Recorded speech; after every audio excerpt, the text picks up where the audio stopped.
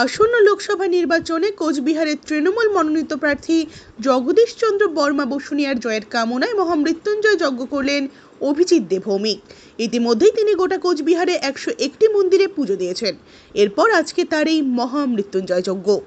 যজ্ঞস্থল থেকে অভিজিৎ দে ভৌমিক জানান, বাংলার ভালোর জন্য মমতা বন্দ্যোপাধ্যায়ের থাকা বিশেষ দরকার, আর সেই কারণেই তৃণমূল মনোনীত প্রার্থী জগদীশ চন্দ্র বর্মা বসুনিয়ার জয়ের প্রার্থনায় আজকে তার এই যজ্ঞ। তার মহামৃত্যুঞ্জয় যজ্ঞস্থল থেকে অভিজিৎ দে ভৌমিক আর কি জানালেন আমরা শুনবো।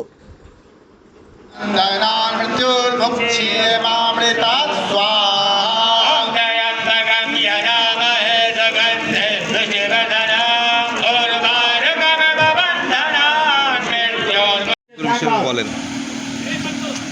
আমরা তো আগেই বলেছি, এটা ঈশ্বরের কাছে আমাদের একটা আরাধনা, একটা প্রার্থনা।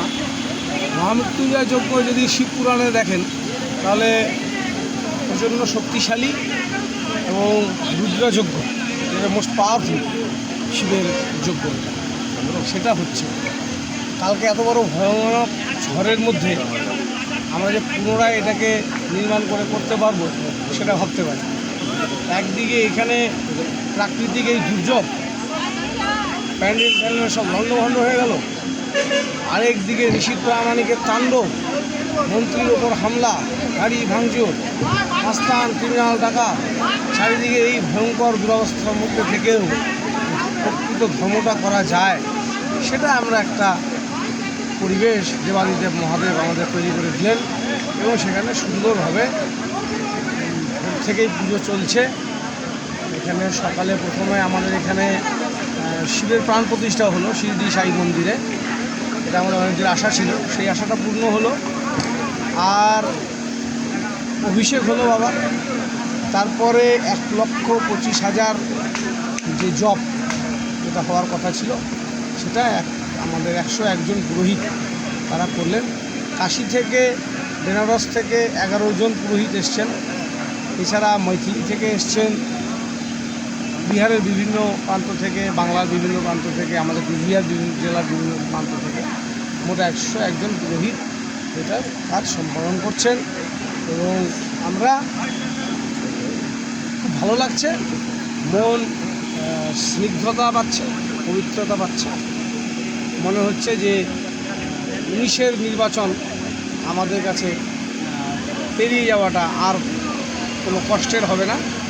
যত বাধাই আসুক, যত মাস্তান ডাকাতি ওই এটা সেটা আসুক, কিছু হবে না।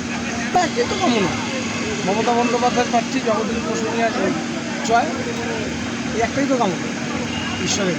কারণ মমতা বন্দ্যোপাধ্যায় যত শক্তিশালী হবে বাংলার তত ভালো হবে, তাই সেই তো এই যোগ্য।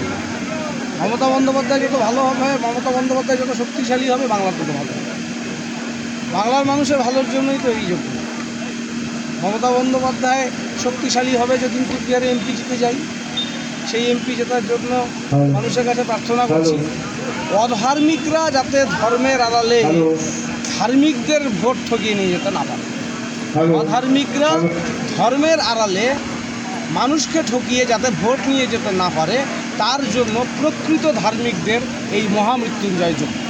কখনো কোনো কাজের বাইরে মমতা বন্দ্যোপাধ্যায় যতগুলো বড় বড় ব্রিজ উদ্বোধন করেছে ঠাকুরকে প্রণাম করেই তো করেছে, নারকেল ফাটিয়ে মঙ্গল দ্বীপ জ্বালিয়েই তো করেছে। এটা মঙ্গল দ্বীপ জ্বালানো। দেবাদিদেব মহাদেবের আশীর্বাদ ধন্য না হলে পরে কিছু করা সম্ভব থাকা কখনো পাবে না। যে ধর্মর আশ্রয় থাকবে সে ভালো থাকবে, হিন্দু হোক মুসলমান হোক। সে যদি মন্দিরে যায়, সে যদি নামাজি হয়, তাহলে সে খারাপ কাজ করতে পারে না। কিন্তু অধার্মিকরা, তাদের দ্বারা অনেক খারাপ কাজ হয়। সেটাই আমরা বলেছি, যার যার ধর্ম তার যার যার উপাসনা শেষে করবে, এটাই তো স্বাভাবিক, এটাই তো চাই আমরা। আমি হিন্দু, আমি আমার ধর্মের উপাসনা করছি, কিন্তু আমার ভাই মুসলিম, সে তার ধর্মের উপাসনা করতে পারবে না। ওয়াই? এটা কেন হয়? উত্তরপ্রদেশে যারা কিনা ছাত্ররা দিল্লিতে নামাজ পড়ছে, তাদেরকে কেন লাথি মেরে তোলা? এটা তো আমার মতো হিন্দুরা প্রশ্ন করছে। সর্বধর্মের উপাসনার যে ক্ষেত্র, পটভূমি, আমাদের পবিত্র ভূমি হচ্ছে এই ভারতবর্ষ, সেটাকে কেন নষ্ট করে? তাই বলছি, অধার্মিকদের যাতে ধর্মের আশ্রয়ে নিয়ে অধার্মিকরা আমাদের ভোট চুরি না করে। তার জন্য ভগবান শিবের পুজো। ঠিক আছে।